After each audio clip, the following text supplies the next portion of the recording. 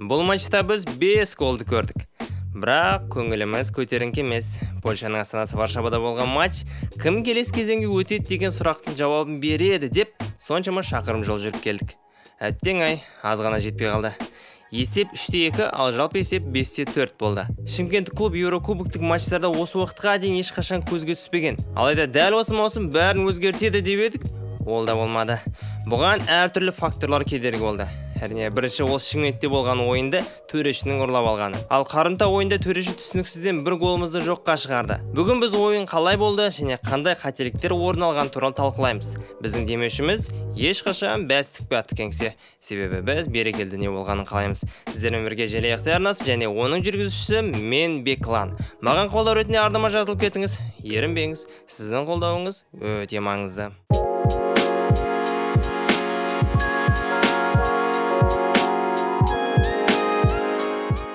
Ордабасының ойыншылары Варшавада орналасқан Легияның поляк әскері атты стадионда өнер көрсетті. Легиялықтар бізді қош келдіңіз деп қарсы алып алғанын да көруге болады. Сосын сіздер де мен секілді мұны байқаған шығарсыздар, иә? Біздің клубтың жейделерін көрдіңіздер ме? О әрпінен келетін букмекерді жасырып қойған. Пікірталаста бірі букмекермен келісім шартын тоқтатты ма деп сұрақ қойып жатыр. Мәселе мынада екен. Польшада көп букмекерлерге тыйым бар. Ал шетелдіктерге тіпті рұқсат жоқ. Сол себепті Олекеңе бұл жолы жол ашылмады. Матчқа оралайық. Ойынның ырғағы мүлде баяу болған жоқ. Мұндай ойынды көрмегелі біраз болды. 5-ші минутта кездейсоқ келген пасты Эрнест Мучи қауіпті соққыға айналдырды. Доптың аспанға тайқып тиюіне шабуылшы Садовский тосқауыл болған екен. Не деген матч десеңші, шабуылшы голдан құтқарып отыр. Ал 12-ші минутта Бейхемнің пасында келген пасты легиялық шабуылшы басын қойып голға айналдырды. Офсайд, гол саналмады. 16 минутта бізде 100% сәт болды.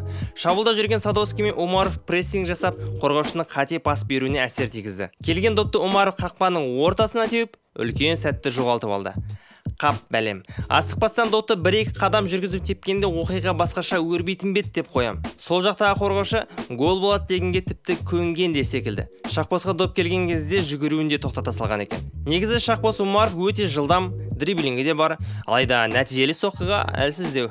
Осы уақытқа дейін болған ойындарда байқағаным асықпастан тебетін сәттерде, әлде басқаша шешім қабылдайтын кездерде асығып кетеді. Мысалға Суарес, Левандовский тәрізді шабуылшылардың соққы жасар алдындағы іс-қимылын асықпай қараңыздаршы. Олар жан-жағындағы сәтті толық зерттеп алып, ойланып, соққы жасайды. Егерде Умар осы қырын жақсылап дамытса, орнын басатын ойыншы табылмас еді. 18 минутта қатты келген пасы Томаш Пейхард бірден Павел Шолекке бағыттап жібереді. Ал оған тосқауыл болып тұрған Темірлан Ерланов баспен орам деп қателесіп, жартылай қорғаушыны өткізіп алды. Жалғыз кеткен Павел Шайзаданың оң жағына теуіп есепті ашып отыр.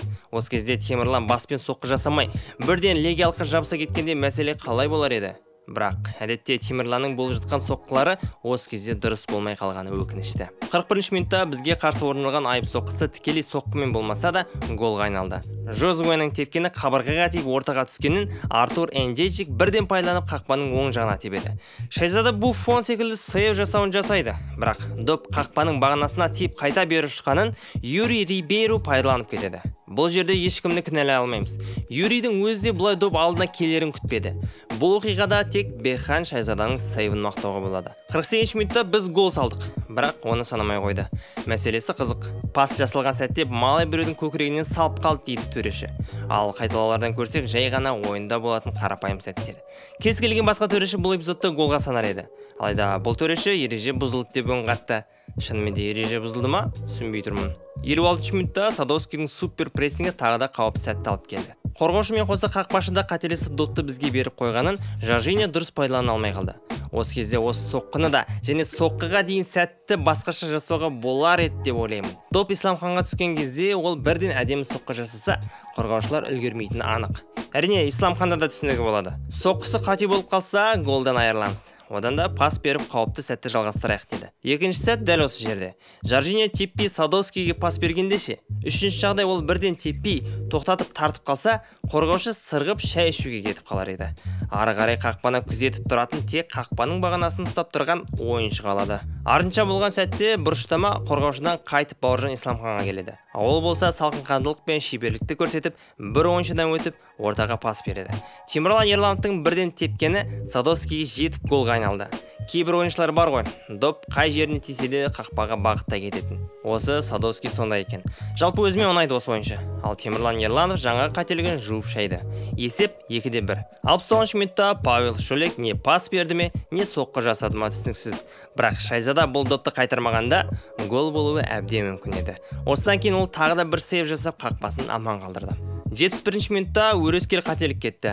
Бірінші Жоржиньоның қате әуелеткен пасы, екінші Ауроның допты қатты алыстатып алғаны, ал ары қарай қателіктер жоқ, тек гол бар. Бір қызығы Исламхан шабуылшының артынан бар жылдамдығын қосса да жете алмай, соңғы үміттеп артынан шалам деген сәті. Тым қауіпті шабуыл болды. Гол болмай қалуы өте төмен пайызды көрсетті десем қателеспейтін шығармын. Ал Шайзада мен Астанов қолдан келгенін жасады. 84 минутта Астановтың бұрыштамадан көтерген пасына Сергей Малый басымен соққы жасап, есепті 3-2-ге дейін қысқартты. Енді тағы да бір гол керек. Алайда ол бізге бұйырмады. Негізі жалпылама айтсам, Ордабасының ойыны мықты болған жоқ. Дәл осындай құраммен пассыз ойын дегенді қалай түсінуге болады? Бұл тікелей бапкердің кінәсі деп ойлаймын. Сенің құрамыңды допты ұстай алатын Макаренко, Исламхан, Нәрзілдаев, Васильев мен тағы берген бар. Бірақ сонда да голдарымыз тек стандарттық сәттерден ғана. Сосын менде тағы да бір субъективті ой бар. Бабурды неге Садовскийдің қасына көмекші шабуылшы ретінде қоспайды? Өзбекстандық жігіт негізі өте жылдам әрі шапшаң. Екеуі прессингтің көкесімен нәтижелі соққыны өлтірер еді. Сосын ең маңызды нәрсе. Мысалы, біз Неймардың өтірік құлап қалғанын көріп мазақтаймыз ғой. Негізі қолдағы тұрған қарудың бәрін пайдалануымыз керек. Легиялық ойыншылар өте дөрекі болды. Ойын барысында да төреші ойынды тоқтатқан сәттерде де иықтарымен соғып, қолдарымен итерген кездерде одан сайын ашуланып ерегіспей бірден құлай салса, кемі сары қағаз ғой. Тіпті қызыл да болуы мүмкін. Итеріп жығып қалса, қарсы күш жинап, мен де итер алам деп намыстанудың не керегі бар? Ережеге қарсы іс-қимыл жасат деп төрешіге шағымдансай, сенің намысың керек пе, әлде командалық нәтиже ме? Мен командалық нәтиже болған таңдар едім. Әрине, тимей жатып өтірік құлауды құптамаймын. Ондайды жек көрем. Бірақ мына сәттерде құлауға болатындай мүмкіндіктер бар еді ғой. Себебі Легия кейбір сәттерде лас ойнады. Жарайды, Ордабасы енді чемпиондық пен кубокке бар күштерін жұмсайды. Осы маусымда ешқашан чемпиондықты ала алмаған сәт тууы мүмкін. Қазақ клубтары өзін әлі көрсетеді. Біз сенеміз. Алға Ордабасы, алға Қазақстан. Сіздермен бірге Желаяқты арнасы, амандықта жолыққанша сау саламат.